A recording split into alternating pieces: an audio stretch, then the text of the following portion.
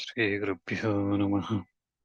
गुरुर्ब्रह्मा गुरुर्विष्णु गुरुर्देवो महेश्वरः गुरुसाक्षात् परं ब्रह्म तस्मै श्रीगुरवे नमः। गुरवे सर्वलोकानां भिषजे भवरोगिणां निधये सर्वविद्यानां श्रीदक्षिणामूर्तये नमः। वक्रतुण्डमहाकाय सूर्यकोटिसमप्रभा निर्विघ्नं कुरु मे देव सर्वकार्येषु सर्वदा शुक्लाम्बरधरं विष्णुं शिवरदं चतुर्भुजं प्रसन्नवदनं ध्यायेत् सर्वविघ्नोपशान्तये। व्यासमष्टनप्तारं शक्ते पौत्रं कल्मषं पराशरात्मवन्दे जगदातन्तपोनिधिं व्यासाय विष्णुरूपाय व्यासरूपाय विष्णवे नमो वै ब्रह्मणे वासिष्ठाय नमो नमः। नारायणं नमस्कृत्य नरं चैव नरोत्तमं देवीं सरस्वतीं व्यासं ततो जयमुदीरयेत्. So previously we were looking at Amba after receiving the boon from Shiva after performing severe austerities. She receives boon from Shiva that she will become the reason for Bhishma's destruction, Bhishma's death. Right. So she receives that boon. In her next birth, she will be able to achieve that. And with that boon, what she does is she immediately prepares a funeral pyre and then she jumps into that fire so that she can take birth in a new life and take revenge against Bhishma. So she jumps onto that. So we will see what happens after that in the from today we will see those things. So Duryodhana, listening to this story from Bhishma was narrating this and listening to this, he asked the question, how did Shikandi, who was born as a daughter of Drupada, how did she become a he? How did she became a man? So Bhishma starts narrating that story. How did Shikandi, what happened to Amba after her death, and what the story of Shikandi. So Drupada, the eldest wife, queen, they did not have children for many years. Drupada performed sacrifices and to Shankara, Shiva, for getting this child. And then after some time, Shankara became pleased. Mahadeva came and he granted a boon, saying that, "What do you want?" And then Drupada says that, I want a son, not a daughter, and that son will revenge Bhishma for myself, right? So I think last time I touched on this. Mahabharata here does not explain what is the hatred that Drupada had towards Bhishma. Okay, so we can make a couple of guesses. One is Bhishma was the strongest at that time, and Drupada could not defeat him, and so that may be one thing. So he wanted to take Bhishma, but that still does not explain.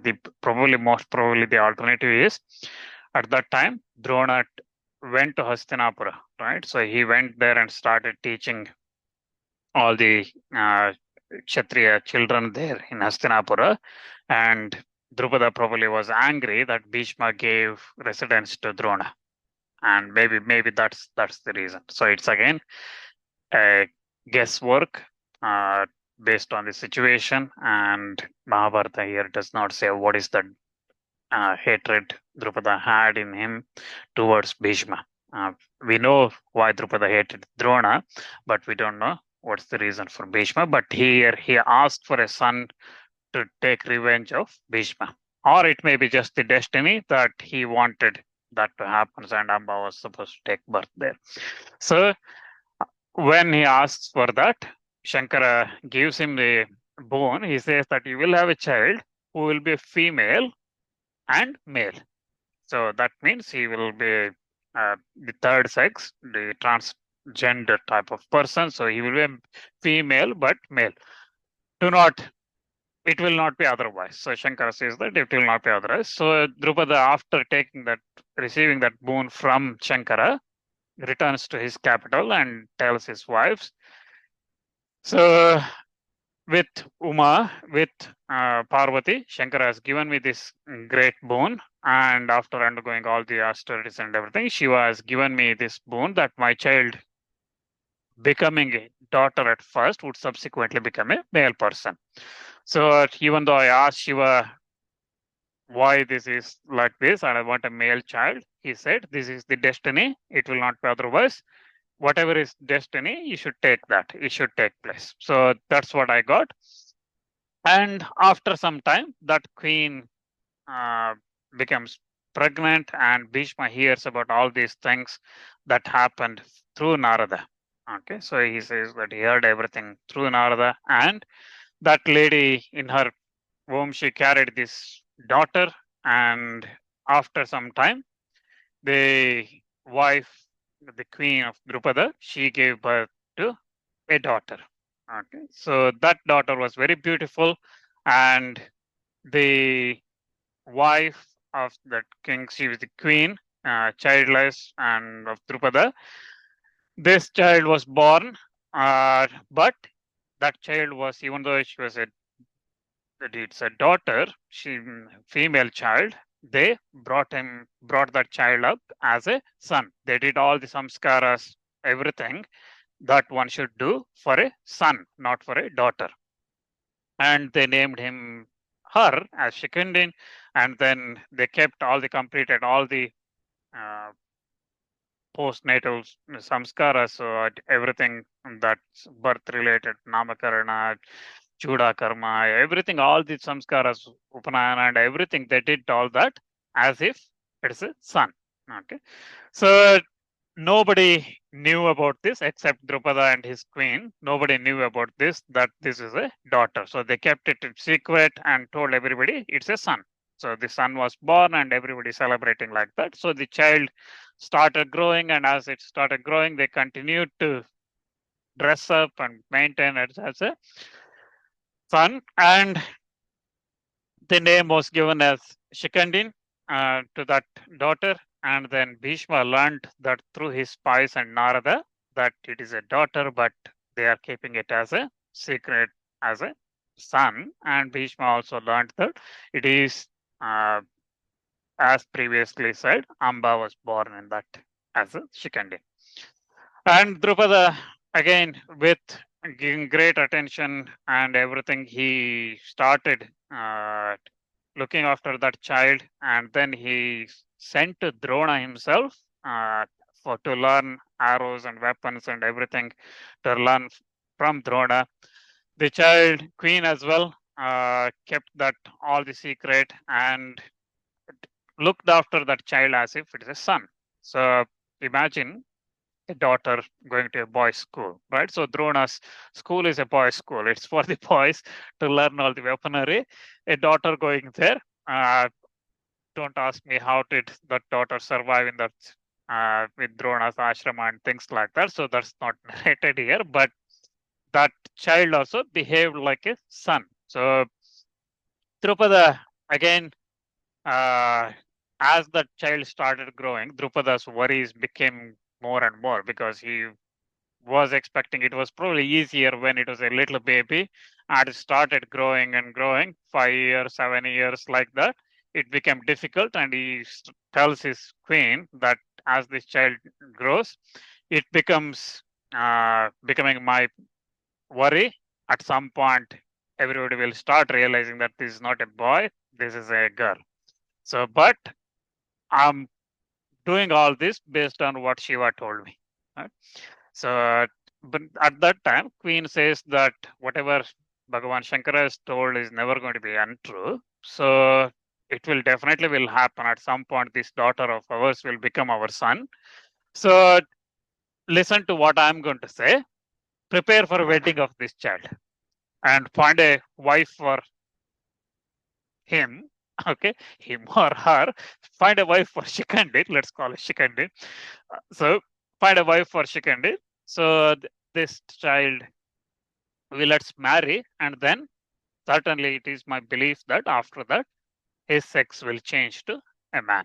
So then they agree, they both agree. Drupada agrees to this. Then they start looking for a bride for Shikandin, and after some time they find daughter of Darshanaka's king Hiranyavarman. His daughter they find, and she was of good quality and purity and everything. The king was very good, and so they decide to marry Hiranyavarman's daughter to Drupada's uh, child Shikandi. So after marriage, Shikandin came back to Kampili. Again, we have to remember here. So this is marriage took place in their childhood. Okay, so this is even before they attained their adulthood or teenage and things like that. This is in very early ages the marriage took place. Okay, so they married. Shikandin came back to Kampilia, Panchala. So there, and the daughter uh, lived with Hiranyavarma for some time. After she come to her age, they sent her to Kampilia. And when they came, when she came to Kampilia and started living with Shikandin, at that time, she realized that she married a girl, not a man. So then that daughter of Hiranyavarman, Drupada's daughter-in-law, she confirms that the person she married is actually a daughter and not a female, not a man. She tells everything to her maids and servants and everybody who came with her from Darshana, uh, Dasharnaga. So who came from Hiranyavarma. So all the servants that came with her, she tells them everything that this is what happened. I am married to a Drupada's daughter, not a son. Then Hiranyavarman hears about this through the spies and his people. He learns everything. So they go and tell him everything, and he becomes very angry.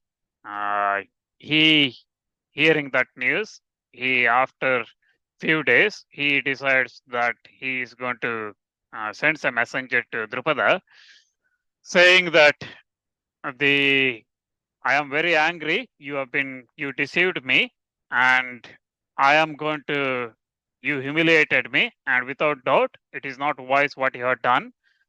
So I'm going to come and take my daughter back, and I'm coming with army, so I'm going to attack on you. So hearing this, Drupada, that messenger, hearing that, Drupada, even though he's a thief, caught in while thieving, so he acted as if it's something is not right. So he sends a messenger and he sends back saying that no, it is not true. My child is a male child. Your daughter married to my son. It's not a daughter or anything. So he tries to pacify his brother. So Mahabharata again here it says it's brother. So it's brother, everything repeated. So the question again comes whether what is the relationship between Hiranyavarman and Drupada. Mahabharata here says brother, so it probably cousin brother. So the marriage probably happened between cousin brothers. So it's that's what we could assume. Again, it does not clearly specify what type of brotherly relation with Drupada and Hiranyavarma. Okay, so the Hiranyavarma again, once again, he confirms through his daughter that this is Drupada's child is a female, and without any loss of time, he becomes very angry, and because of the deception from Drupada, he takes a large army and marches towards Drupada, so, Panchala and Kampilia. So Hiranyavarman again consults his ministers and everything about Drupada, and they settle that if Shikandin is really a daughter, they would bind Drupada and drag him from his city and install another king over Panchalas and kill Drupada and Shikandin. They will kill him, and then that's what they are going to do. So they start taking the army and thinking that they are going to kill Drupada and Shikandin. If Shikandin is really a female, they will do that, and they will.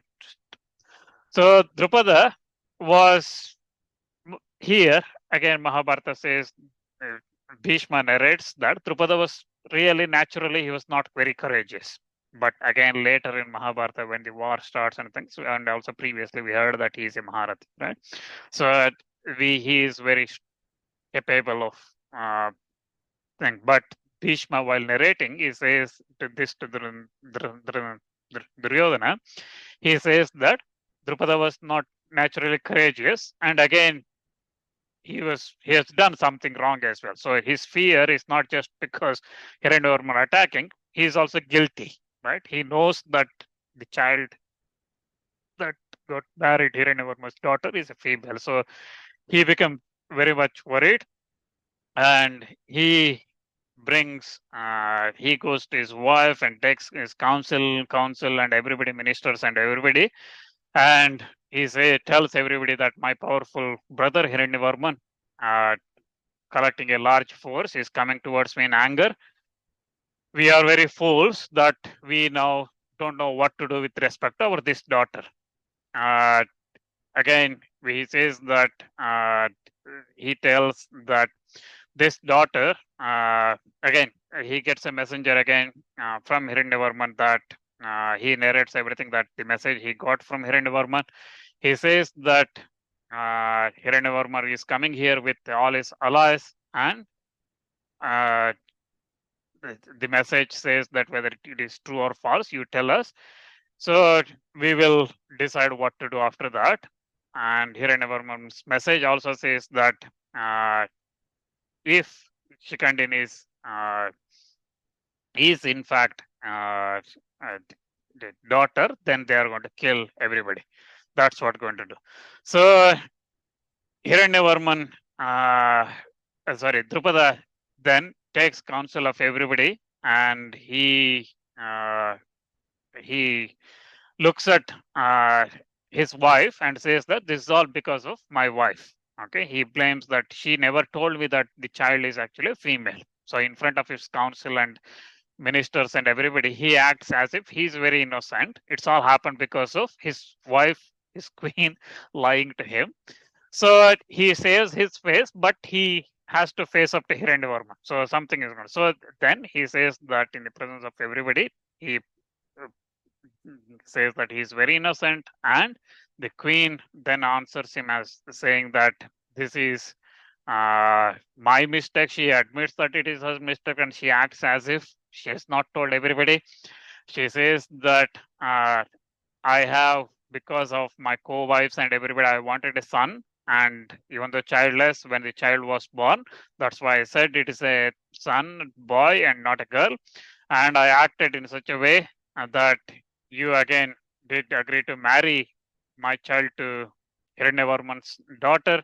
So it is again remembering that Shiva had given a boon. I acted in such a way that we will have a son. So I did not prevent any of this marriage or anything, because remembering that it is Shiva's boon, that it's going to happen at some point. My child is going to become a son.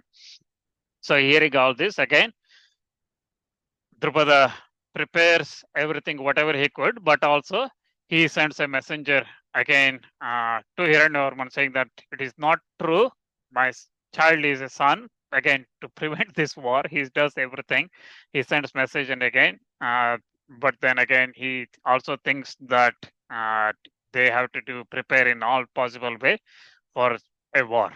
Okay, so and he says that we have to do all the prayers and everything to Devatas, and we also do our own, show our own strength. Hopefully, with Devatas' blessings and our own effort, we probably will lead to success. And if these two go hand in hand, Devatas' prayers and our own effort, then we probably will be able to achieve our things. So Drupada says that then they, while they were talking like that, Shikandini, their daughter, filled with very shame, and she reflects that all this is happening because of me. And she decides to leave the palace, and she goes to forest. She leaves that home and goes to a dense forest, which was actually protected, and there lived a yaksha named Stulakarna. And because of that extra sphere, nobody used to go to that forest. But Shikandi child did not know anything, went to that forest and went there and was crying. And looking at that crying child, Yaksha Stulakarna asks, "Who are you? Why are you here? Why are you crying? Tell me all these things." And this daughter Shikandini says that uh, you won't be able to help me, so don't ask me anything more. But the Yaksha says that I will do whatever you need, I will do all the, I'm one of the yakshas, so follower of Kubera. So I can grant you boons. Tell me what you want. I will do it. Then Shikandini narrates everything, saying that she is born to Drupadas as a daughter, but they raised up as a boy and was married to Hiranyavarman's daughter. Now Hiranyavarman, realizing all this, is coming uh, with his large army to attack on my father, and so he's going to kill my father and me and everybody. That's why I left home. I'm here. So tell me how you are going to help me. So how long you need to show me some ways for this. Hearing this, Yaksha says that uh, it is what's supposed to happen probably, because that's what Shiva gave. That's why the Shiva gave that uh, boon to your father. So I will certainly help you in such a way that your father will not be in trouble. For some time, I will give you my manhood to you. So you go as a man, go back to Kampila as a man, and I will bear your womanhood. So I will be living as a woman, and you go as a man. You accomplish whatever you're supposed to do, and so that avoid this war that's going to happen, that's about to take place, doing all this. So after that, you come back and you take your womanhood, and I will become a man again. So Yaksha becomes, because he promised that he will help, he agrees the swap of sexes. Okay. So Shikandini agrees and says that I will definitely will come back. I will come back and give your manhood. Immediately after the war is over, I will come back, and then our war, or once Darshanikas, they are Dasharnakas, when they are uh, confirmed, when they that I am a man, I will come back after that. So I don't have any other wish. I will come back. So having said that, Yaksha swaps the sex. So Shikandini becomes Shikandin and becomes a man. So he returns to Kampilya, and he narrates everything happened to Drupada, and Drupada remembers all the things that Shankara himself has said, and said that, okay, my child is a male. He becomes very happy, and he sends a messenger to Hiranyavarman saying that my child is a male. If you want, you can verify. So he is very confident now. But my child is here. It is like some thief stealing everything and then get red red-handed, caught red-handed, and then somehow hides that whatever that stolen goods and says, you can search whatever you want, right? So Drupada is doing the same thing. My child is a male. You can do all this. Or you have to believe me. And again, Hiranyavarman hears this, and he's again very angry, and he was sorrow because he married his daughter, and he comes to Kampilya, and uh, he dispatches few men, few female, saying that uh, he sends a messenger saying that I have come here. You having selected my daughter as a wife for your daughter, today I will kill you for this mistake, this deception you have done. So when he says that, again, when he sends that messenger back to Drupada, Drupada again sends that if you do not trust, you can verify, you can validate and check whether my child is a boy or a girl. You can check that. So when that said messenger goes back, so Hiranyavarman, what he does is he sends a group of female to verify whether Drupada's child is a male or a female. And those female servants, they come and they check Drupada's son. They verify that he is a male. So, and Drupada's Shikandin is verified, male or female, and those ladies verify everything, and they go back and tell to Hiranyavarman that everything is perfect. He is a man, so nothing to worry. So hearing that, Hiranyavarman becomes very happy, and he tells his daughter that you must have mistaken something. So he scolds his daughter for creating all this confusion, uh, saying that Drupada's child is a female when it is actually a male. So this is a very, this part of Mahabharata is very funny story as well, but also there is a lot of events happening as well. So hearing that, Hiranyavarman thinks that okay, all settled, and Drupada and Hiranyavarman they become very happy, and then Hiranyavarman returns after that. Meanwhile, what happens was while all this happening in Kampilya, Kubera was traveling, and along his travel, he comes to that place where Stuna was there in that forest. And he comes, Kubera comes there, and all the Yakshas who were there with Stuna, they come out and they invite Kubera and they give him seat and do all the things, drink and everything they give him. Kubera asks, where is Stuna? I am not saying him. So this mansion is very great and everything. So he asks, where is Tuna? So I have not seen him. Where is he?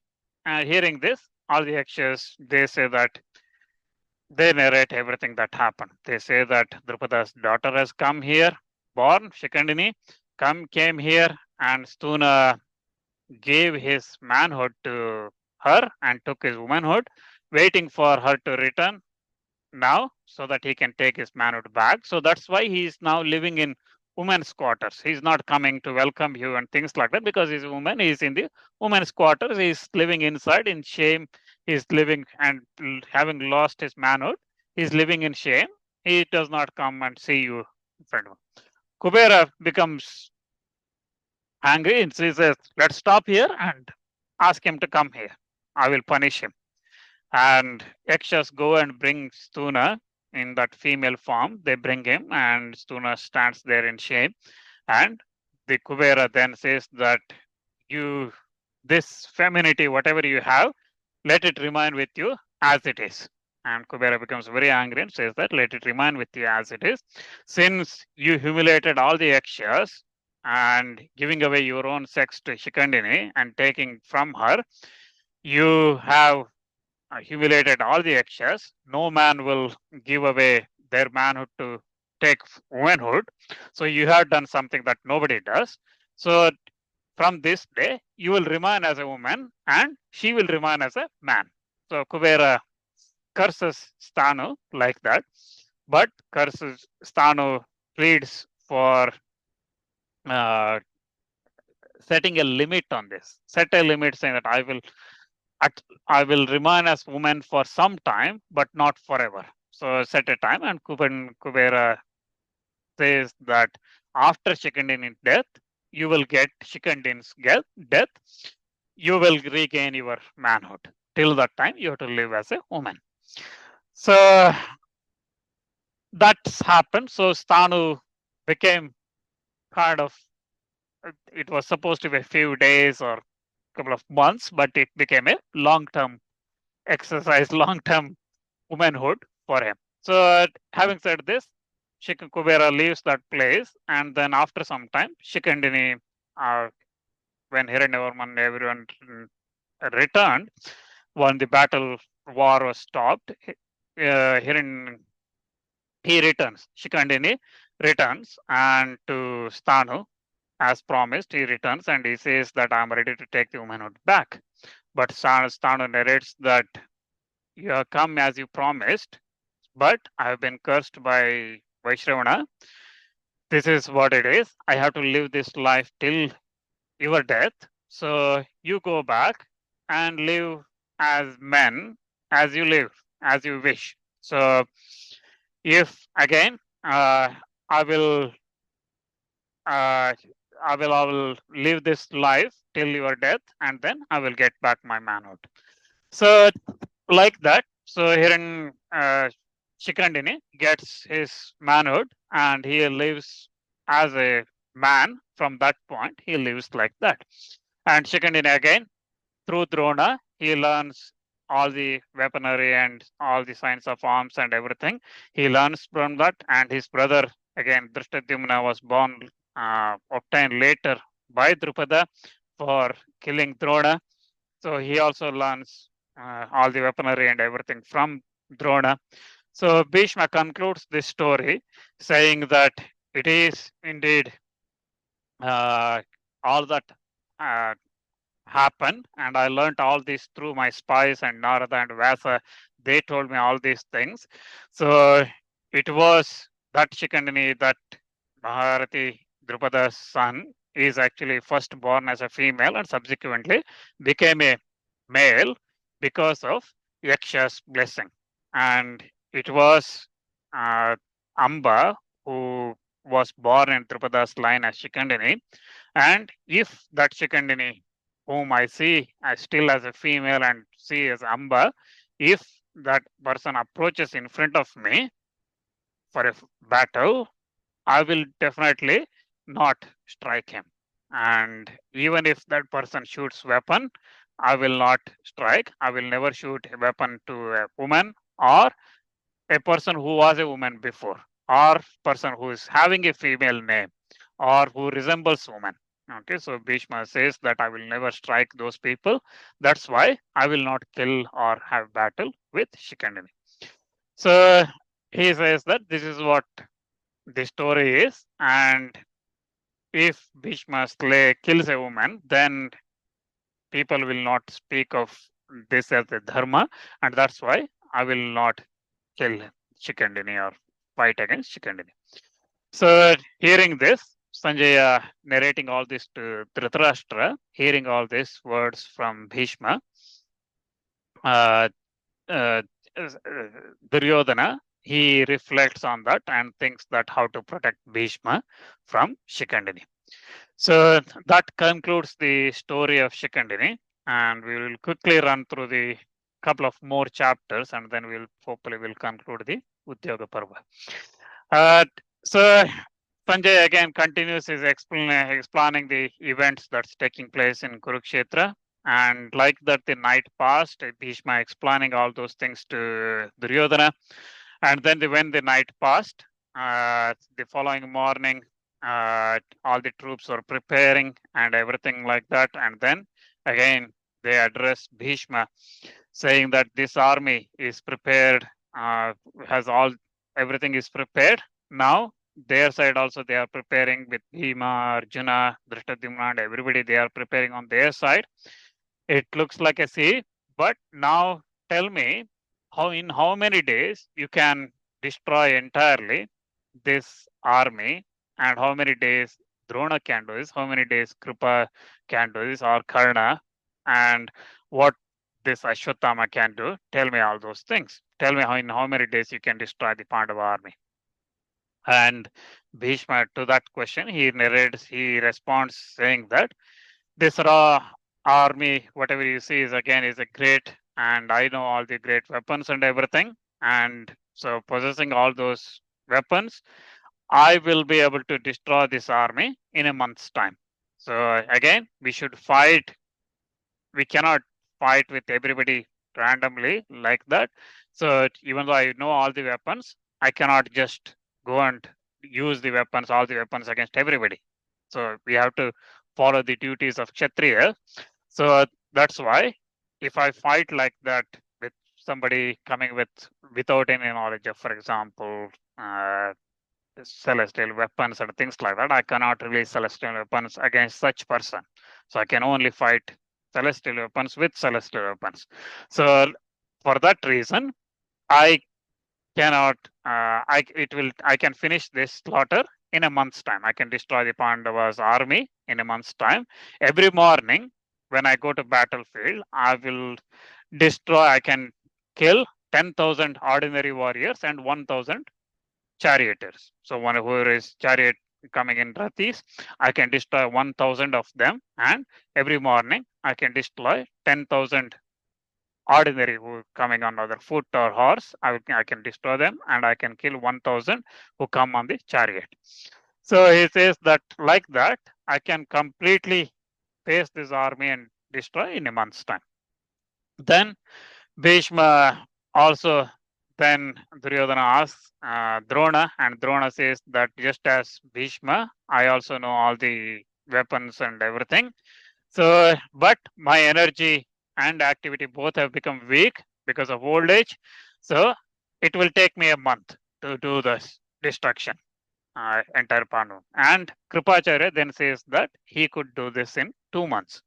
Ashwatthama, he says that he can destroy the Pandava army in 10 nights. And Karna, he says that he will do with his weapons and his strength and everything. He says that I can do this.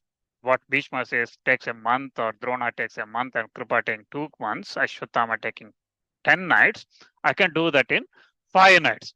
When he says that, Bhishma laughs very loudly. He says that this Karna always keeps talking about his own things, but until he faces up Arjuna and Krishna in that battle, he will not know what he can do and what he can't do.